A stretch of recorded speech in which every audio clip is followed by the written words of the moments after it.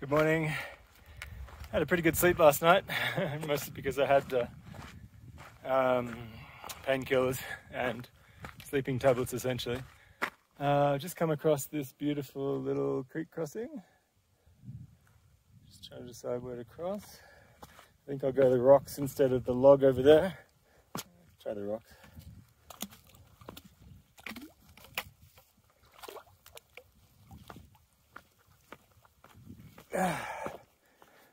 Yeah, very pretty. Nice fish there too. If you can see all the fish.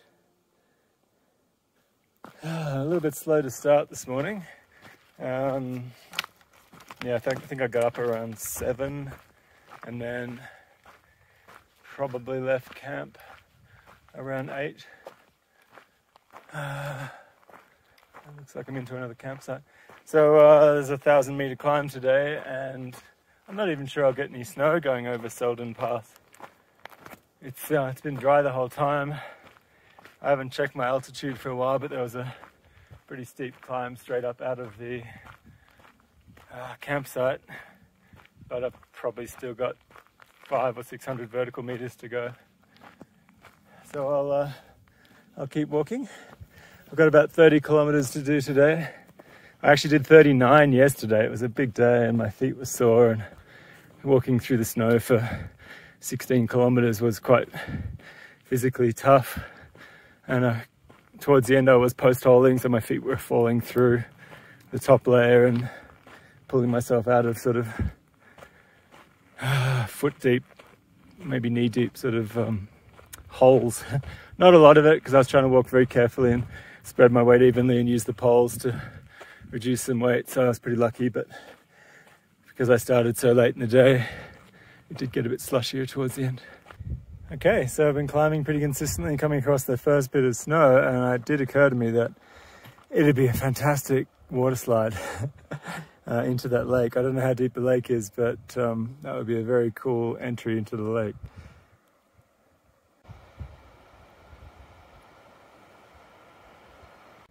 Okay, made it to the top of the pass. You can see the beautiful lake down there, which we were walking along much earlier. And then I'll just show you what's over here. I haven't seen it yet myself, so, but it definitely looks like we're at the top. Looks like a pretty cool campsite too. Yay! Definitely looks like the top of the pass. That looks like it. Yeah, I think I just was feeling a bit flat today, but down to that lake and on to the next spot. Okay, this is my lunch. And this is my view. Not too shabby. I actually just decided to have lunch right when I filmed that last piece, because there's not many bugs up here, and I can eat this lovely wrap with pesto, cheese, and like a deli style chicken salad. It's kind of like chicken and mayonnaise. So this is the second one. I've already had one. And annoyingly, that's pretty much all my food for the day. I had, I think, 4 bars coming up here. So I only have about 4 bars for tomorrow. Hey, cute little guy. You're very cute. So I had lunch right up on that little, just up there in that little pass. And this is the beautiful vista that I have to walk through now. It's tough life.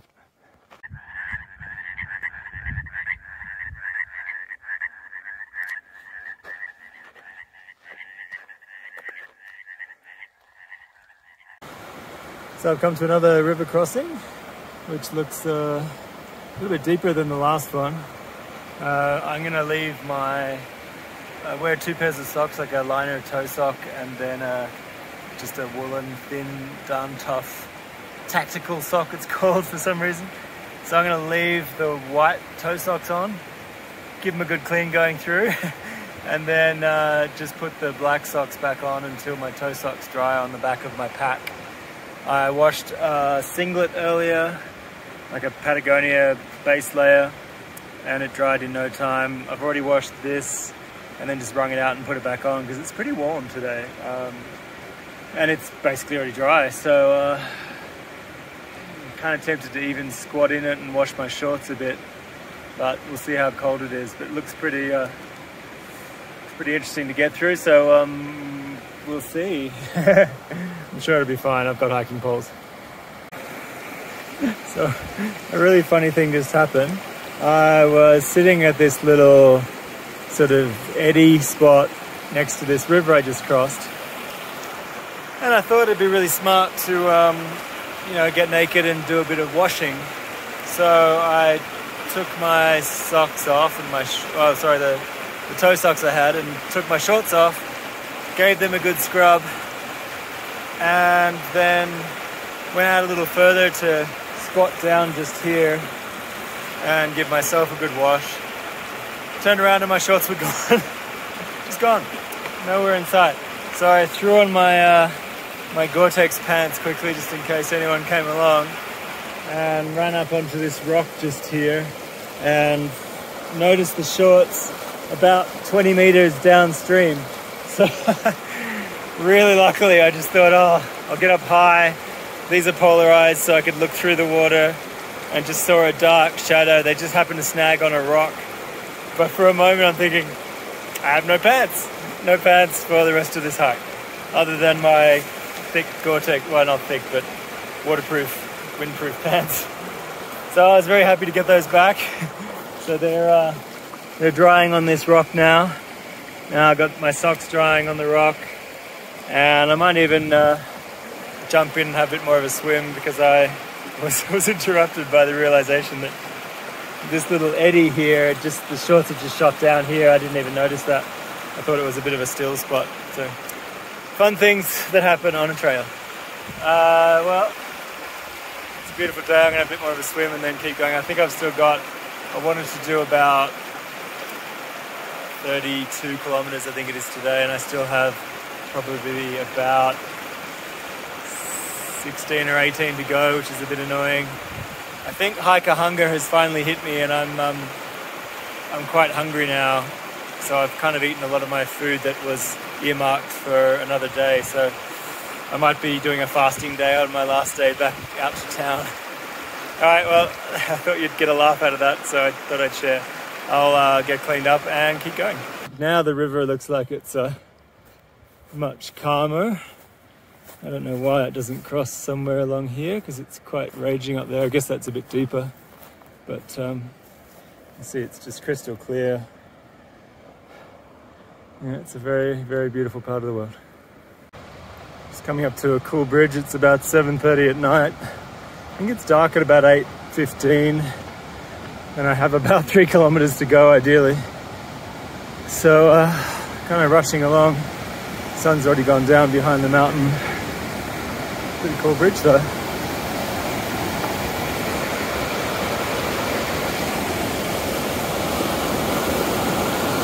So this is my crazy campsite for the night. It's basically right on the edge of this rocky sort of little outcrop. It was a long day up a long hill out of the river. You can sort of see from here, kind of right on the edge of this little outcrop, and then it drops down to the river. So it's getting pretty buggy. So I'm gonna jump inside the tent and set up. I think it's already probably 8 o'clock at night. Just gonna make sure the tent's nice and solid and then jump inside.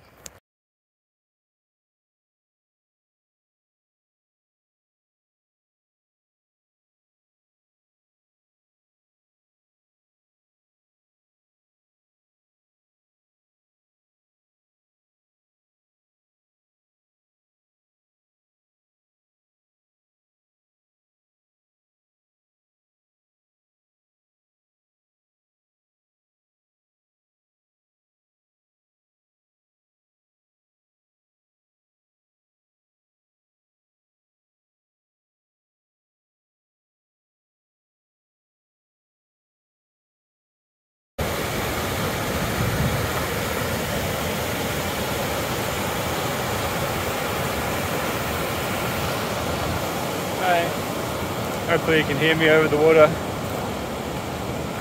Slept okay. Really didn't get in the tent till about 8 and got out of the tent at about 8. So it was about 12 hours in the tent, which is pretty standard, especially when the bugs come out. So I have a 700 meter climb, which isn't too bad, to the next pass. Seems to be that's what this week is. Sorry, my lips are a bit cold. You know, hike 35 to 40 kilometers to the base of a pass, wake up in the morning, summit the pass, do another 35 kilometers, and then camp again, and then repeat. It's like a pass every day. But I thought this area was very pretty, so I thought I should show you pretty much where I camped last night. This is only a 5-minute walk from where I was, and you can see there's a really cute waterfall up there. Hopefully that's focused. It's pretty cold. The spot I was in just didn't have any sun for this morning, which I was expecting, but I couldn't go much further before it got dark. And I'm pretty particular about my campsite as far as trying to sleep as well as possible. So I just camped where I saw the first flat spot that was kind of by itself. There was a campsite about 50 meters closer to the river, which I didn't want to be, mostly because of the condensation, but also people are noisy. There was already a few tents there. I could have fit pretty easily, but I liked my little solo spot. And sure enough, when I got up in the morning, they were all gone. So they would have been probably walking around with head torches before sunrise to try and do this summit. It's not a super high summit again, so it probably won't have a lot of snow. So I'm not really worried about getting over them at the crack of dawn. I haven't actually gotten up and started walking before sunrise yet, and I don't really plan to, especially without microspikes or an axe. I'd prefer the snow to be on the softer side than on the icier side. It just makes it easier to get through. Might be a little bit of post holing on the back side of the mountain, but like I said, I'd rather deal with that than slippery ice.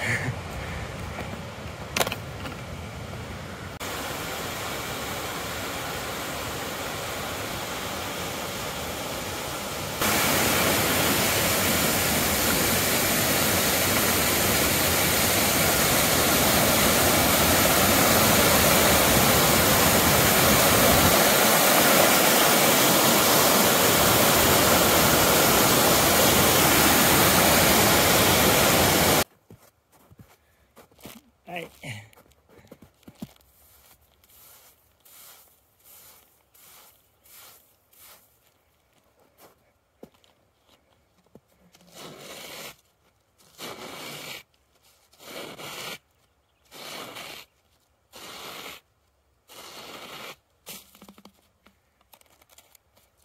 Good way to keep the bottle cold.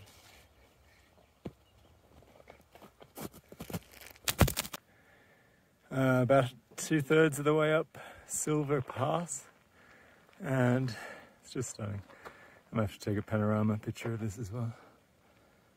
Just got to get up through that little saddle there, and I should be done in about 1 kilometer.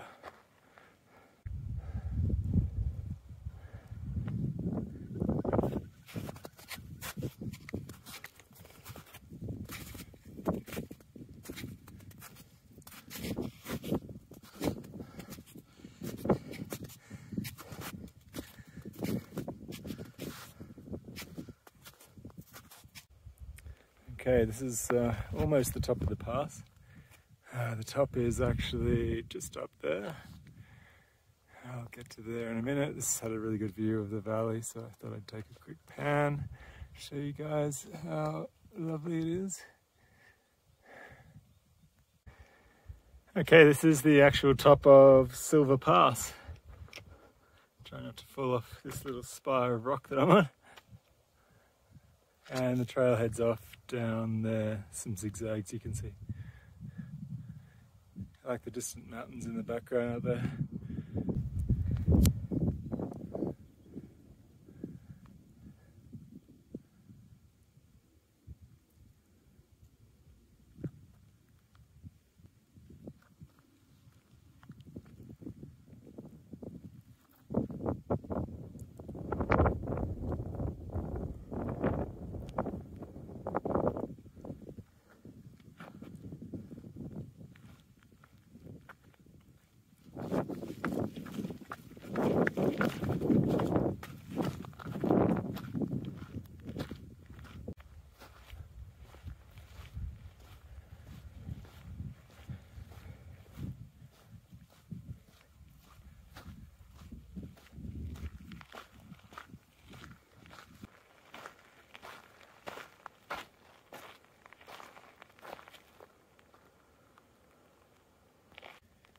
So it looks like I'm at 900 miles. My little campsite for this morning, or for last night. And the creek's just down there. And I only have, sorry if I look terrible, sun behind you. I only have 10 kilometers to walk this morning. So I did 35 yesterday, 39 the day before, 35 the day before that. I did a little bit more yesterday because now I only have 10 k's to walk out until the car park where I'm meeting Anita at midday. So I've got plenty of time. I might find a nice lake. I've got to get over Mammoth Pass to get to the Mammoth pickup spot. And if there's a lake there, I might even swim.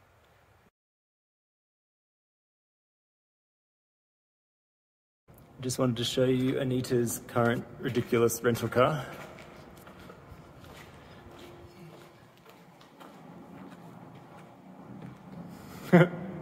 It's just so silly. They gave her an American muscle car, annoyingly, instead of a Passat, which would have been 4-door, more comfortable, better, everything. This thing has really stiff suspension. I'm sure it has terrible fuel economy, so she's going to try and switch it out somehow, because the Passat she had booked had a flat tire and they offered her this instead and she didn't know what it was, so she took it. Pretty hilarious though. Okay, we are at a cute little, I think it's called Mammoth barbecue hut or something like that. It's a little it's like a food truck for permanent. Yeah, it's like a permanent food truck. Anyway, we're in Mammoth and we're having a really yummy burger thing with sides and a ridiculous Cookie Monster shake and apple pie shake. Apple pie So shake. good. Yum. Yeah. Anyway, I'll film more of Mammoth, but it's a really, really pretty little ski town with plenty of through hikers wandering around. So this is Mammoth Lakes. We're in the slightly fancier area of town. It's a really pretty little, very much like Whistler Ski Resort if you've ever been there in Canada. That's the ridiculous car that we have. That's crazy. And tomorrow we are heading off to, where are we going tomorrow? We're hiking to through the Sierras through to Tulumne Meadows. Tulumne Meadows, but just a little bit more of Mammoth here. It's very, just so reminiscent of Whistler. They both use the same architect. Right down to the bike repair stand right near the bottom of the chairlift. Crazy.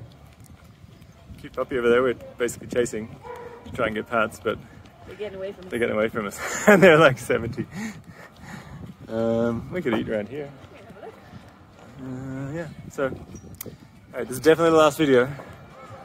And I will see you probably from the cute little tram, trolley, bus thing they call it, that goes out to the trailhead tomorrow. So I'll try and remember to film that, but that'll be at the start of the following video where Anita will be joining me back on trail. Woo! Okay, see ya.